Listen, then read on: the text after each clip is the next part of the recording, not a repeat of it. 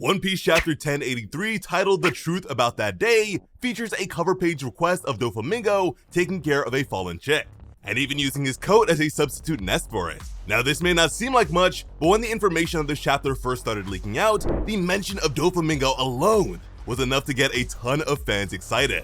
Conversations about Doflamingo joining Cross Guild started to boil over, and despite my skepticism when it comes to early discussions like this, the thought of my two favorite One Piece characters, Buggy and Doflamingo, being on the same crew was really exciting.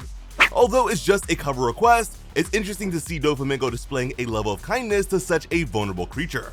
In fact, we saw something very similar from Crocodile with a previous cover page where he helped out a pug in the rain. Let me know if you think this is a sign of things to come or just a silly image. Picking up where the last chapter left off, we'd find ourselves in the Kamabaka Queendom with the Revolutionary Army. While meeting with Dragon and Eva, Sabo would inform the two that they'd accomplished everything they intended to during the reverie. They successfully completed 3 primary objectives. 1. They destroyed the Celestial Dragon symbol, officially declaring war on them. 2. They managed to rescue Kuma along with as many slaves as they possibly could. And 3. They succeeded in finding and destroying the Holy Land's food reserves. With this, Sabo would question what the fallout was like. According to Eva, it was pretty serious, but ultimately, they managed to get the world's attention, and the Marines ended up sending in the big guns. Dragon would chime in that they started simultaneous uprisings in 12 nations where the revolution held strong influence. But unfortunately, a third of them were unsuccessful, from which point Eva would express that although 8 of them worked out, one of them happened to be Lulusia Kingdom, the island that disappeared.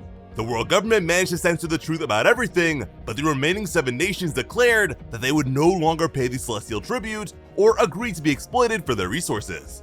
Eva would add that all over the world, the Revolutionary Army was attacking world government supply carriers in an effort to stop resources from reaching the Holy Land. Mary Joa's high elevation is said to make it an impenetrable fortress. But with a wrathful expression, Eva was dying to see how they'd fare while living under siege, being forced to live in poverty and go hungry like so many others in the world below them. And Eva, being as eccentric as ever, was all too pleased by the idea.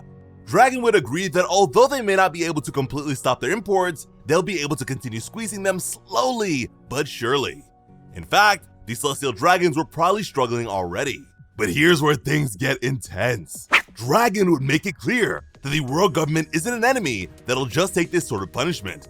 The real fight begins when they mobilize what are known as God's Knights, a group of at least 9 figures of considerable strength. At this point, One Piece has no shortage of imposing groups, and for the world's worst criminal to pay heed to them in such a way is very telling. What terrifies me is the fact that these guys have seemingly been absent for the entire story thus far. So what sort of insanity would warrant their involvement? Also, the foremost silhouette here looks unsettlingly similar to our old buddy Shanks. And given the fact that he so casually met with the 5 elders during the reverie, it's hard to deny the possibility entirely. Mind you, silhouettes in One Piece are hardly accurate, especially if the character explaining it is unfamiliar with the figures themselves. Clearly, Dragon is very in the know about all this stuff, but although Yosaku specifically mentioned Jinbei early into the series, the accompanying visuals were very off, especially Luffy's rendition, so it's probably too soon to jump to any major conclusions. But if this is in fact Shanks or even just a clone of him or something, since those are a thing, Dragon better hope that he can punch as hard as his daddy Garp. Power scaling for these guys will be very interesting. One more thing to note here would be the swirl pattern around them. It's the same sort of thing we saw from the members of CP9, Kaku, and Khalifa when they first ate their devil fruits. So we might be dealing with some scary abilities very soon. And by very soon, I mean a few months at least. It's One Piece after all. Eva would then let it be known that Sabo was bound to be their priority target, then quickly correcting to playfully call him by his newfound moniker, the Flame Emperor, a name that Sabo wasn't exactly a fan of. From Dragon's outlook, the truth behind the assassination of King Cobra didn't matter. Either way, the news reports made Sabo a hero. He'd begin pouring out drinks as he explained that in the eyes of revolutionaries across the globe, authority figures of the world government are hated as inhumane monsters. And while he's sure that there are many rulers that fit the description and deserve to be punished, there are also a number of smart and fair rulers out there too. But King Cobra of Alabasta was in a league all his own, a man considered to be an exceptional king. But sadly, misinformation is quicker to spread than those sorts of nuances. Despite possibly coming off as cold, although Sabo felt bad for King Cobra, he felt as though he could live with how things turned out if it helped to fuel the flames of rebellion. Even Dragon was astounded by Sabo's unwavering resolve. Meanwhile, Eva, like a lot of us, really just wanted to know what happened at the reverie. A newspaper photograph would then be shown of King Cobra dead on the ground with Sabo to the side of him. Eva and all the others apparently shed tears over it as they tried their best to think of an explanation, all because they wanted to believe in their friend. And as this was said, Dragon solemnly continued his drink. Sabo's expression was focused but difficult to read as he overlooked the paper. As finally we would flash back to over a month ago at Mary Joa, not long after the reverie started. The revolutionaries had begun their attack. Several celestial dragons could be seen running for their lives as they demanded to be saved. And unfortunately for them, their storehouse had been completely destroyed by the then identified to be Revolutionary Army's 4 commanders. These hideous rulers were stunned to see not only their symbol destroyed, but their premium food as well. Something they could only perceive as jealousy from inferior creatures. Like a rat demolishing your kitchen because you refuse to share. At this point, the Celestials didn't even want to keep their enemies' heads as trophies and just wanted them to be completely eliminated. An ugly female Celestial would then demand that all their bodyguards be rounded up and executed afterwards for letting this happen in the first place, which wasn't exactly an inspiring rallying cry for those still serving them. We would then see a rodent-faced Celestial Dragon atop an enslaved pirate as he whipped and demanded a faster pace, wondering what the man would do if anything were to happen to him. But the pirate was at his limit. Unsatisfied, the Celestial would decide to walk on his own, but not before pulling a pistol on the slave as a means of firing him. But before he could, the weapon was snatched by a flying assailant as the slave hit the ground. The Celestial was shocked to have lost his weapon and would express his frustration towards his mysterious assailant. This was Karasu, commander of the North Army, who'd give us a glimpse of his Delphoid abilities as he made use of a crow made of soot, which is a substance very rarely used as a power in fiction, so it's pretty cool to see. Karasu would actually use this crow as a means of communication, telling the enslaved pirate to go to the east side of the city. Several Cypherpole agents would suddenly appear and begin to riddle Karasu with bullets. This ratty Celestial would then be identified to be Saint Plumbing, who demanded that they shoot the invader until nothing remained. And much to their surprise, there really was nothing left of him. But they would soon come to the realization that they were probably dealing with a Logia user here. Karasu's soot would then waft through the air in the form of dark feathers and slide past their feet, allowing him to reform behind them. And using the power of his soot fruit, completely annihilated this group of agents. But notice how he simply disarmed the Celestial rather than taking him out. It would seem that even at a time like this, the revolutionaries had their reservations against directly harming a Celestial Dragon. While this was happening, Lindbergh was busy blasting away at the chains of several slaves with some sort of laser, and he also told them to head to the east side of the city so that they could get them out of the Holy Land. They'd all begin to thank him emotionally, but he'd tell them to save it for when they're free. As he hovered in the air, Lindbergh couldn't help but notice how active things seemed to be elsewhere.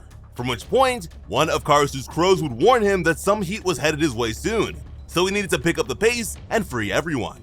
Lindbergh would agree as Karasu prepared himself against Admiral Fujitora, then launching his attack, Crow Renkon, towards the gravity user. At the same time, Western Commander Morley was making use of his push-push abilities against Admiral Ryokugyu. Morley would point out how their adversaries like to play rough, much to the Admiral's frustration as these guys were the ones destroying the city. From which point, he would demand to know where Sabo was. But in his own way, Morley would tell him not to worry about that. Despite being defended, the nearby Celestials weren't exactly pleased by the kaiju battle playing out above them, as they'd be quick to reprimand Ryokugyu, even threatening to have him executed if any of them were to get hurt, which was certainly a difficult predicament for the youngest admiral. Fujitora would be questioned as he looked to be preparing an attack of his own. Apparently, he was in the process of calling in a meteor, which was quickly dismissed to be a terrible idea. Despite two admirals being on the scene, considering they were in Mary Joa, despite having the power to shift just about any battle in their favor, these two were severely limited in what they could unleash. From which point, we would see the many former members of CP9. Bluno would then say that despite the handicap, the revolutionaries were doing an impressive job against the admirals. Karasu would then contact Sabo over Transponder Snail, wondering if he'd gotten a hold of the explosive collar keys just yet. Sabo hadn't, but it wouldn't be much longer since he knew where they were. As he fire-stepped his way forward, he'd contact Lindbergh and let him know that Kuma was in the castle too. He was with St. Roswald and Charlos. The two seem to be up to no good and in pursuit of revenge for what previously transpired at the public courtyard. St. Charlos was still intent on enslaving Princess Shirahoshi.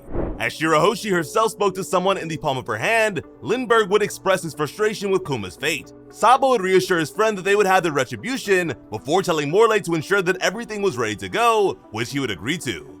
At the same time, Jewelry Bonnie was in a rush with her father in mind. Elsewhere, Princess Vivi would tell Rob Lucci to leave her alone as she'd much rather be assisted by Vice Admiral Garp. Lucci would seek to reassure her by promising her safety, but would be left speechless when Vivi mentioned how he failed to do so with Princess Shirahoshi.